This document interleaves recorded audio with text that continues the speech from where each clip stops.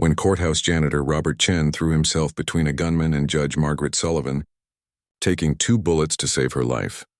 He had no idea this single act of heroism would transform his struggling existence forever. A heartwarming tale of sacrifice, gratitude, and unexpected love that will move you to tears. Before watching full story, comment below from W. Here you watching, also like and subscribe for more stories.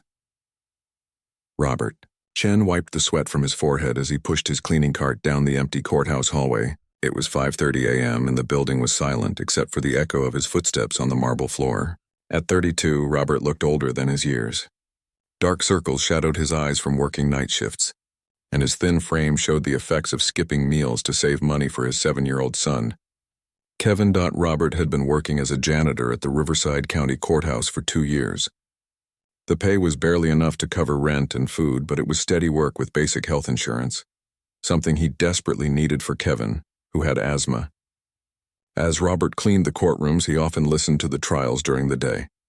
He found the legal proceedings fascinating, though he had never finished high school himself. When Kevin was a baby, Robert had dropped out to work and support his girlfriend, Lisa. But Lisa had left them when Kevin was 3, saying she couldn't handle the responsibility of a sick child. Since then, it had been just Robert and Kevin against the world. "Dad, I need my inhaler," Kevin had wheezed the night before, his small chest struggling for air. Robert had shaken the nearly empty inhaler, knowing he couldn't afford to refill the prescription until his next paycheck in 5 days. He had held his son through the night, helping him breathe slowly and deeply until the attack passed. Now, as Robert cleaned Judge Margaret Sullivan's courtroom, he thought about the doctor's appointment Kevin needed.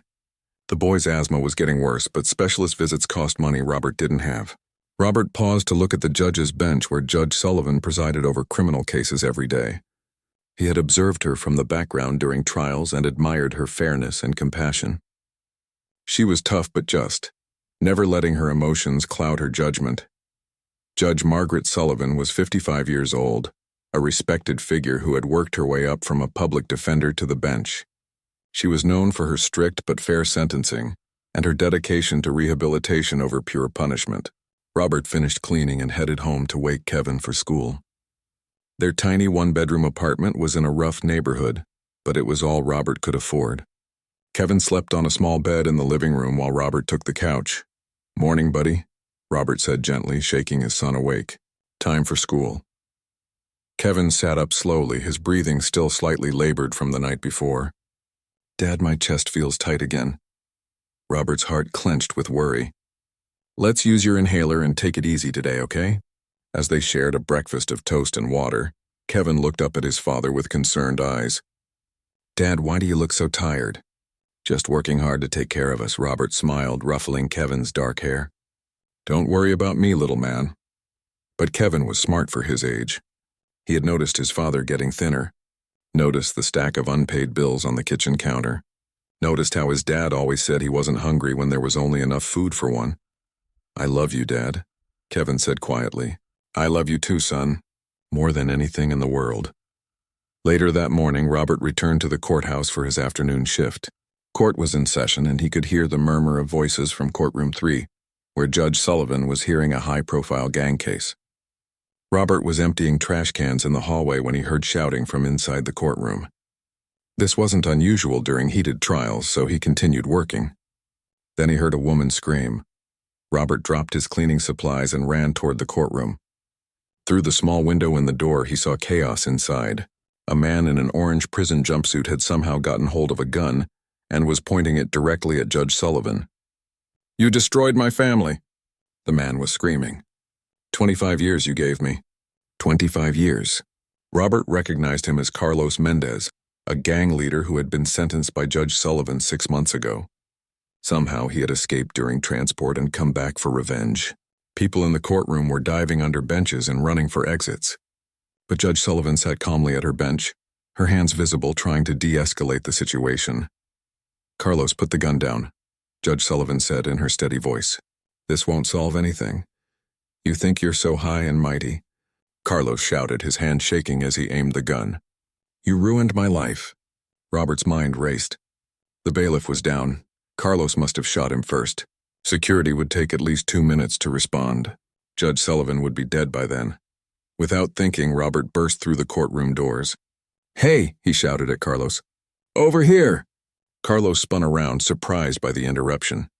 In that split second of distraction, Robert lunged forward, putting himself between the gun and Judge Sullivan. The first shot caught Robert in the shoulder, spinning him around but not stopping him. The pain was explosive, but he kept moving toward Carlos. "Run!" Robert shouted to the judge as he tackled the gunman. They crashed to the floor, fighting desperately for control of the weapon. Carlos was larger and stronger, but Robert fought with the fury of a father protecting his child's future. The second shot went into the ceiling as they struggled. The third shot tore through Robert's abdomen and he felt his strength failing. But he held on. Security officers finally burst into the courtroom and subdued Carlos. As Robert lay bleeding on the floor, he looked up to see Judge Sullivan kneeling beside him, her judicial robe stained with his blood. "Why did you do that?" she asked, tears streaming down her face. "You don't even know me." Robert's vision was fading, but he managed to whisper, "My son, Kevin. He needs a world where good people are protected." Those were the last words he spoke before losing consciousness. Robert woke up in the hospital 4 days later. The first thing he saw was a small figure asleep in the chair beside his bed. Kevin was curled up in a hospital blanket, his inhaler clutched in his small hand. "Kevin?" Robert croaked, his throat dry and painful. Kevin's eyes flew open. "Dad, you're awake!" He started to jump up but then stopped, looking scared. "Are you going to be okay?" "I'm going to be fine, buddy," Robert said, though he felt far from fine. His shoulder was immobilized, his abdomen was wrapped in bandages, and every breath hurt. "The lady told me you were a hero," Kevin said quietly. "She said you saved her life." "What lady?" "The judge lady. She's been here every day. She's really nice, Dad. She brought me books and helped me with my homework." As if summoned by their conversation, Judge Margaret Sullivan appeared in the doorway. She was dressed casually in jeans and a sweater, looking nothing like the intimidating judge Robert had seen in court. "Mr. Chen," she said softly, "how are you feeling?" "Like I got shot twice," Robert attempted a weak smile. "But alive, thanks to you being here for Kevin." Judge Sullivan pulled up a chair beside the bed. "Mr. Chen, Robert, what you did was incredibly brave. You saved my life." "Just did what anyone would do." "No," Judge Sullivan shook her head firmly. "Most people would have run. You ran toward danger to protect someone you barely knew. That's not what anyone would do. That's what a hero does."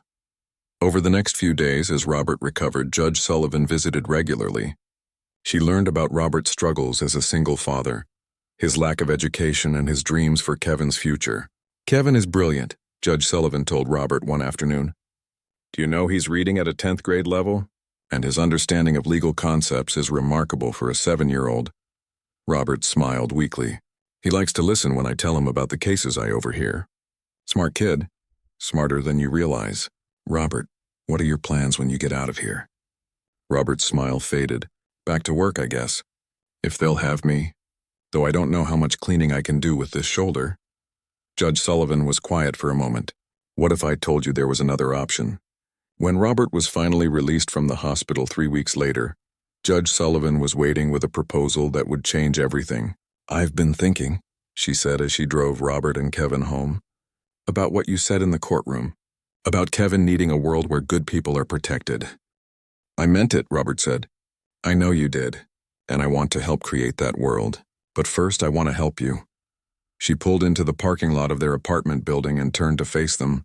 "Robert, how would you feel about going back to school?" Robert looked confused. "School? I'm 32 years old, so it's never too late to finish your education. I've spoken with the dean at Riverside Community College. With your work experience and recent heroic actions, they're willing to offer you a full scholarship." Robert stared at her in disbelief. "I can't afford to go to school. I have to work." "That's where I come in," Judge Sullivan smiled. "I'm offering you a job as a clerk in my office. Part-time, flexible hours around your class schedule. The pay is double what you were making as a janitor." Kevin bounced excitedly in the back seat. "Dad, you could go to school like me." Robert felt overwhelmed. "Judge Sullivan, I can't accept this." "It's too much, Margaret," she corrected. "And yes, you can accept it. Because I'm not just offering this to be generous. I'm offering it because I need someone I can trust absolutely. Someone who would literally take a bullet for what's right. She pulled out a folder from her briefcase. I've been working on a new program for first-time offenders. Instead of sending them to prison, we provide education, job training, and mentoring. I need someone to help run it. Someone who understands what it's like to struggle, to fight for every opportunity. Robert opened the folder and saw detailed plans for the Second Chance program. Was exactly the kind of thing he had dreamed about during those long nights cleaning the courthouse. You want me to help with this? I want you to eventually run it. But first you need to finish high school and get some college education. Criminal justice, social work, maybe even law if you're interested. Robert looked at Kevin, who was watching him with shining eyes. His son had never seen him as anything but a janitor. Now suddenly there was a chance for something more. What do you think, buddy? Robert asked Kevin. Should Dad go back to school? Yes, Kevin said immediately. And maybe I can help you study. Robert felt tears in his eyes. Okay, he said to Margaret. I'll do it. 6 months later, Robert walked across the stage at Riverside Community College to receive his high school equivalency diploma. Margaret and Kevin were in the audience, cheering louder than anyone else. Working part-time in Margaret's office had been an education in itself. Robert learned about the legal system from the inside, saw how justice really worked, and began to understand the complex social issues behind crime. The Second Chance program had launched with Robert as assistant coordinator. They had helped 23 first-time offenders avoid prison and get their lives back on track. The success rate was remarkable. Only 2 had reoffended. Kevin was thriving too. Margaret had arranged for him to attend a better school, and his asthma was under control thanks to the excellent health insurance that came with Robert's new job. But the most surprising development was the relationship growing between Robert and Margaret. What had started as gratitude had evolved into genuine friendship, and then something deeper. Margaret, who had been married to her career for 30 years, found herself looking forward to their dinners together and the conversations that lasted late into the night. Robert, who had never imagined himself with someone as accomplished as Margaret, discovered that beneath the judge's robes was a warm, funny woman who genuinely cared about him and Kevin. I never thought I'd have a family, Margaret confided to Robert one evening as they watched Kevin play in her backyard. I always thought it was too late for me. It's never too late for anything, Robert replied, taking her hand. You taught me that. Kevin had accepted Margaret into their lives completely. She helped him with homework, attended his school plays, and had even learned to manage his asthma medications. Can Margaret be my mom? Kevin asked Robert one night at bedtime. What do you mean, buddy? Well, she takes care of me like a mom, and she makes you happy, and I love her. Robert's heart swelled with emotion. Do you think she'd want to be your mom? I think so. She always gets sad when she has to leave us. 1 year after the shooting, Margaret had planned a special dinner to celebrate Robert's acceptance into the criminal justice program at the state university. But Robert had his own surprise planned. Margaret, he said as they sat in her garden after dinner, I have something to ask you. Margaret looked at him curiously. Kevin was supposed to be in bed, but he was peeking around the corner, barely containing his excitement. Robert got down on one knee and pulled out a simple ring, not expensive but chosen with love. You saved my life in that courtroom, not by taking a bullet, but by showing me I could be more than I ever imagined. You gave me hope, education, purpose, and love. Margaret's hands flew to her mouth, tears already streaming down her face. Margaret Sullivan, will you marry me? Will you be Kevin's mother and my partner in everything? Yes, Margaret said, throwing her arms around him. Yes, yes, yes. Kevin came running out of the house, jumping up and down. She said yes. She said yes. Margaret scooped him up in a hug. Of course I said yes. I love both of you more than anything. So you'll really be my mom now? Kevin asked. I'll be your mom in every way that matters, Margaret promised. If you want me to be. I want you to be, Kevin said solemnly. Dad and I need you. And I need both of you, Margaret replied, holding them both close. The wedding was small but perfect, held in the same courthouse where Robert had saved Margaret's life. Kevin was the ring bearer, beaming with pride as he watched his father marry the woman who had become his second mother. The local newspaper ran a story about their romance. From janitor to hero to judge's husband, a love story born in crisis. But for Robert, Margaret, and Kevin, it wasn't about the headlines. It was about the family they had built together. Robert graduated from the university with honors, earning a degree in criminal justice with a minor in social work. The Second Chance program had grown into a model that other counties were copying, with Robert as its director. Margaret continued her work as a judge but also became an advocate for criminal justice reform. Together, she and Robert testified before the state legislature about the importance of rehabilitation over punishment. Kevin, now 10 years old, was excelling in school and had developed a passion for debate. He often said he wanted to be either a lawyer like his mom or a social worker like his dad. Or maybe both, Margaret would say. You can be anything you want to be. The Chen Sullivan family had also started a foundation to help other single parents in crisis.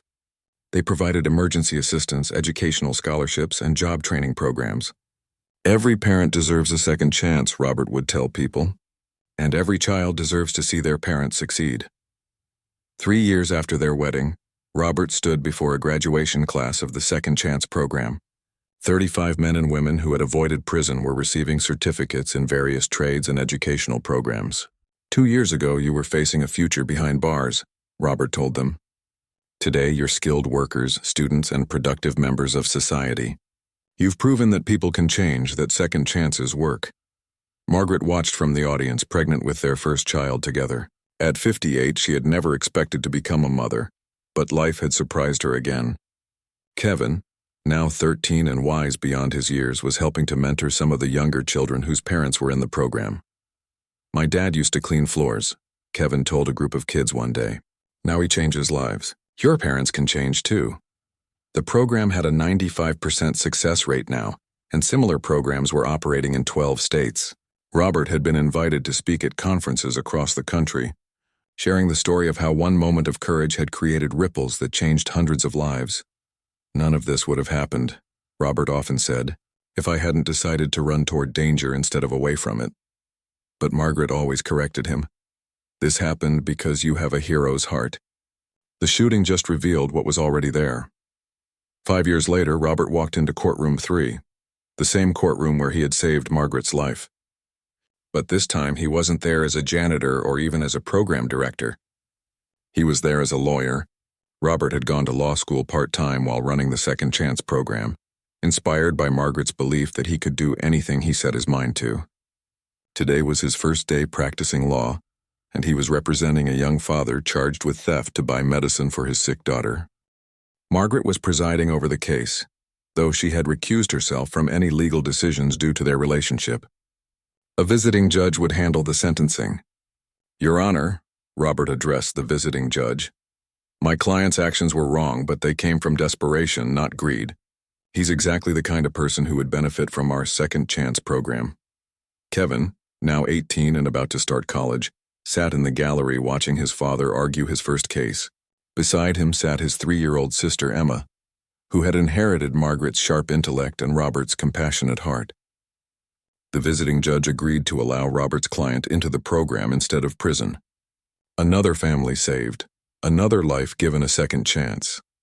After court, the family went to their favorite restaurant to celebrate Robert's first victory as a lawyer. I'm proud of you, Dad, Kevin said. You've come so far from that scared guy who used to count coins for my lunch money. Robert smiled, remembering those dark days. We've all come far, son. We've all grown. Margaret reached across the table and took his hand. Do you ever regret it? Taking that bullet? Sometimes I think about what would have happened if you hadn't been there that day. Robert looked around the table at his family. Kevin, about to start pre-law at Harvard on a full scholarship. Emma, babbling happily in her high chair. And Margaret, the love of his life who had shown him that miracles were real. Never, he said firmly. That bullet didn't just save your life, Margaret. It saved mine too. 10 years after the shooting, the Second Chance program had helped over 2,000 people avoid prison and rebuild their lives. Robert had become a prominent criminal justice attorney, specializing in helping first-time offenders. Margaret had been elevated to the state Supreme Court, where she continued to advocate for restorative justice and rehabilitation. Kevin had followed in their footsteps, becoming a public defender dedicated to helping people who couldn't afford legal representation. And little Emma was already showing signs of following the family tradition of helping others, organizing toy drives for underprivileged children at age 8. On the 10th anniversary of the shooting, the courthouse held a ceremony dedicating a memorial garden to victims and heroes of violence. Robert was asked to speak at the dedication. 10 years ago, I was a janitor who cleaned these floors, Robert began, standing before a crowd of hundreds. I was struggling to raise my son, barely making ends meet, wondering if we'd ever have a real future. He paused, looking at his family in the front row. One moment changed everything, not because I was brave, but because I decided that some things are worth fighting for, worth risking everything for. The memorial garden featured benches with inspirational quotes and a small fountain surrounded by flowers. But the centerpiece was a simple plaque that read, "Heroes are ordinary people who choose to do extraordinary things." We all have the power to be heroes, Robert concluded. We all have the power to change lives. Sometimes it happens in a dramatic moment like a shooting, but most of the time it happens in small acts of kindness, in second chances we give to others, in the love we show to our families. As the ceremony ended and people began to leave, Robert sat on one of the memorial benches with Margaret and their children. "What do you think your mom would say about all this?" Margaret asked Kevin, referring to his birth mother Lisa, who had left when he was young. Kevin thought for a moment.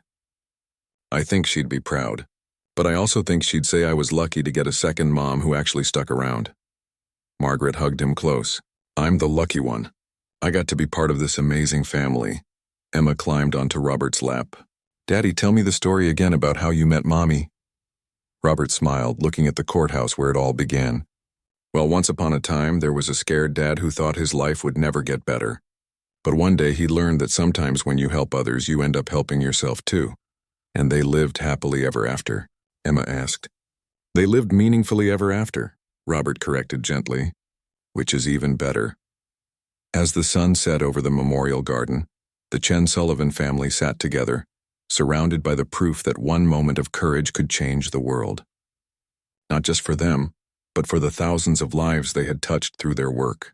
The bullet that nearly ended Robert's life had instead given birth to a legacy of hope, second chances, and the unshakable belief that every person deserves the opportunity to become their best self. The years that followed continued to bring new challenges and triumphs. Emma grew into a remarkable young woman who combined her mother's judicial wisdom with her father's compassionate heart. At 12 years old, she was already volunteering at local shelters and had started her own program to help children whose parents were incarcerated. She understood, perhaps better than most adults, that families came in all shapes and circumstances. Kevin had graduated from Harvard Law School with highest honors and was now working alongside his father in the expanded Second Chance program, which had become a national model for criminal justice reform.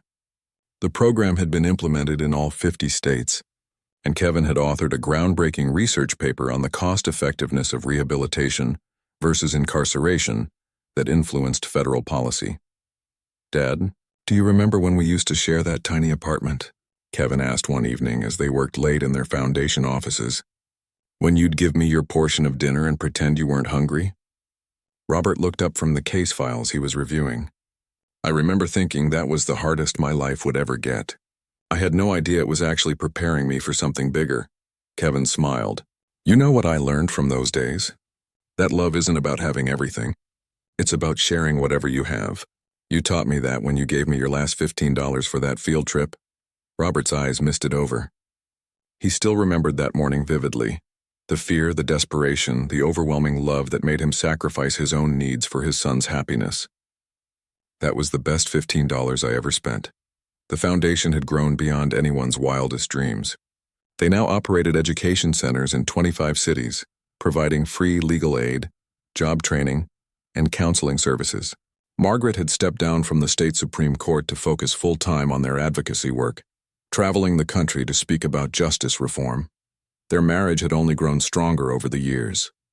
Margaret often said that Robert had taught her what it meant to love unconditionally, while Robert credited Margaret with showing him that dreams could become reality with hard work and support. They had weathered challenges together, Robert's occasional nightmares from the shooting, Margaret's struggle to balance her demanding career with motherhood, and the constant pressure of running a growing organization. But through it all, they had each other and the shared mission that had brought them together. Every evening, no matter how busy their days had been, they made time for family dinner. It was a tradition that had started in those early days when Robert was recovering from his injuries, and it remained sacred to them. "Tell us about your day," had become their evening ritual. Emma would share stories from school and her volunteer work. Kevin would discuss legal cases and the families they were helping. Margaret would talk about her advocacy meetings and court appearances. And Robert would reflect on the individuals who had graduated from their programs.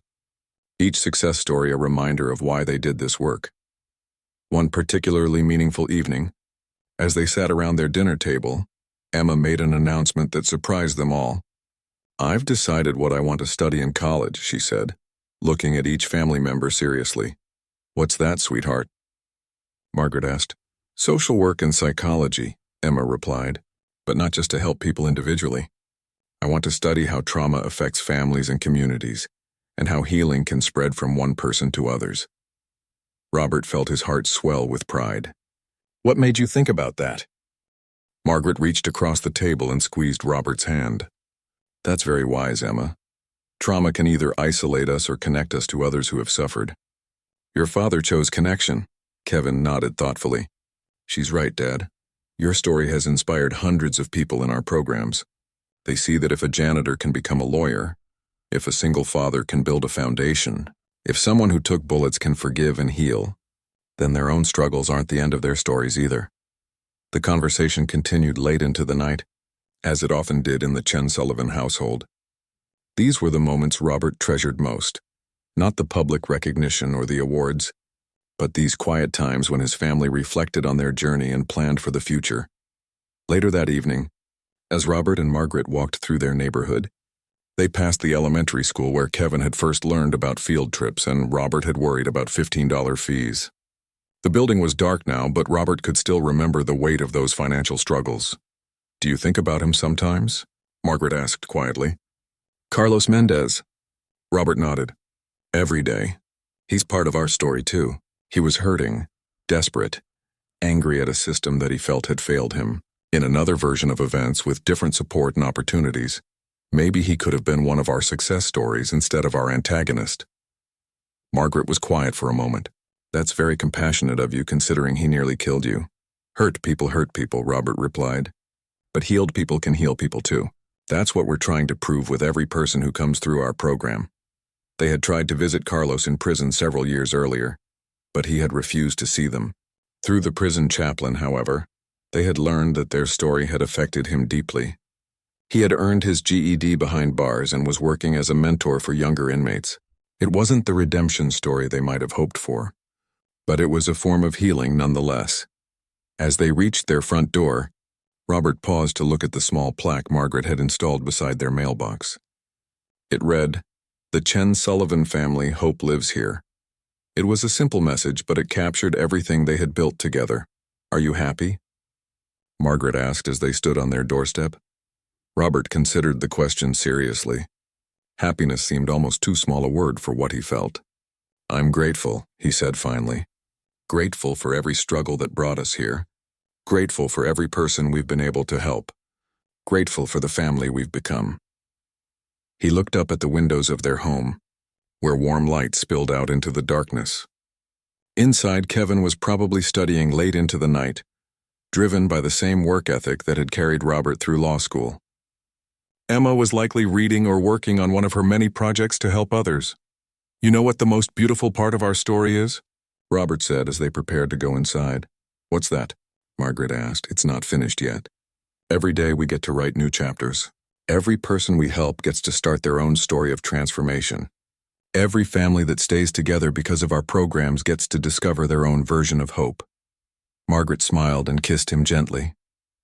"I love you, Robert Chen Sullivan." "I love you too, Margaret Chen Sullivan." As they entered their home, Robert reflected on the incredible journey that had brought them to this moment. From a desperate single father counting coins to a family that had touched thousands of lives. From a courthouse janitor to a respected attorney and advocate. From a man who thought he had nothing to offer to someone who had helped transform an entire system of justice. The bullet that had torn through his body that day in the courtroom had indeed changed everything, but not in the way anyone might have expected. It had revealed the hero that had always existed within Robert Chen, waiting for the right moment to emerge. And in saving Judge Margaret Sullivan's life, he had discovered his own purpose, his own family, and his own extraordinary capacity for love and forgiveness. In a world that often seemed divided and hopeless, the Chen Sullivan family stood as living proof that ordinary people could do extraordinary things, that love could triumph over fear, and that every person deserved a second chance to become their best self. And in a world that often seemed divided and hopeless, that belief continued to work miracles one person at a time.